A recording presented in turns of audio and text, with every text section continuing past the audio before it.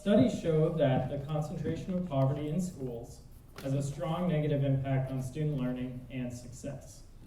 How will you ensure that students from low-income backgrounds get an excellent public education? Will you work to reduce schools with concentrated poverty? So, to increase achievement levels of minorities in low-income areas, we need to focus on high standards. We need to have a challenging curriculum, and we need to have really good crackerjack teachers. When expectations are low, kids know that they're low. So when expectations are low, performance will meet that. I was at one of the 2.0 events with Dr. Anderson, who brought 4 of her students from her school. Each one of those students was stellar. They were actually top of the mark. But their comments were, they didn't expect us to perform, so we didn't even have to. So unless you can bring those kids up to the standards that are expected of them, they're going to continue to function in a low socioeconomic environment. Changing management is not the answer, but maybe we can change the balance of the schools. I'm not sure how to do that, but I know that when socioeconomic groups of one caliber are remaining in that group, there is no growth. But when those students are able to come out and be with other kids in a diverse environment, they have a better chance of succeeding. So I would like to know and figure out a good way to do that without raising pain. It's not an easy plan, but I think it can be done. Every kid, regardless of their socioeconomic level, should demand and should have the same quality of education as every other child in Hamilton County.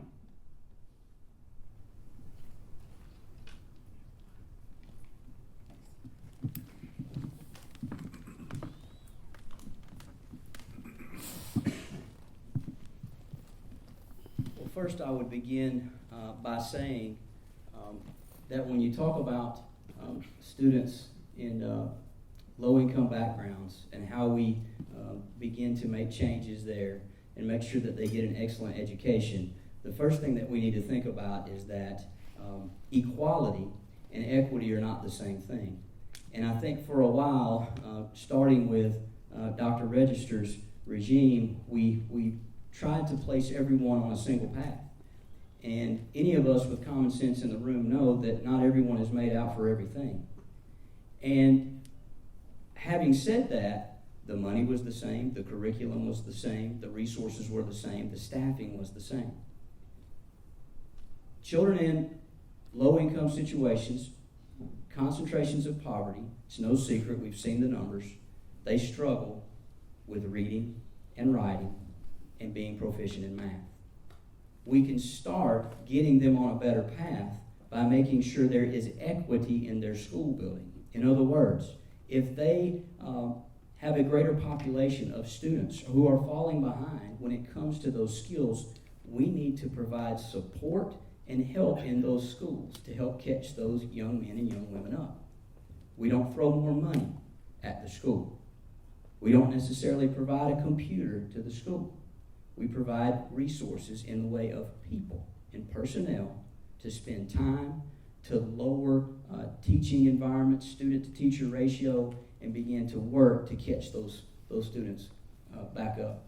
We also need to work to provide better training opportunities for those teachers who find themselves in those low-income areas. I spoke with a teacher this summer who teaches at Orchard Knob. And at Orchard Knob, a majority of the children eat 2 meals there every day. They eat their breakfast and their lunch at the school. Well, what do you do with a young man who consistently shows up an hour and a half after school starts? He's missed breakfast. And in her words, those are the only 2 meals he eats that day. Probably gets 1 meal over the weekend. If he shows up an hour and a half after breakfast, as she has said, many times I've fed him out of my own pocket so that learning can take place that day, because if not, there's no learning that's going to take place with an empty belly. So we've got to start to focus on equity and not equality. And then lastly, we got to interject the community. Had a great conversation with Mr. Kincaid the other night, get vets involved, and how they are getting honorably discharged veterans to go back and get in those elementary schools and some of those low-income areas, and they are volunteering their time to do exactly what I just said. Take the lowest 3, 4, 5 in the room, pull them out, spend time with them, get them caught up, mentor them, talk to them about not only those skills, but life skills too. Great. Thank you.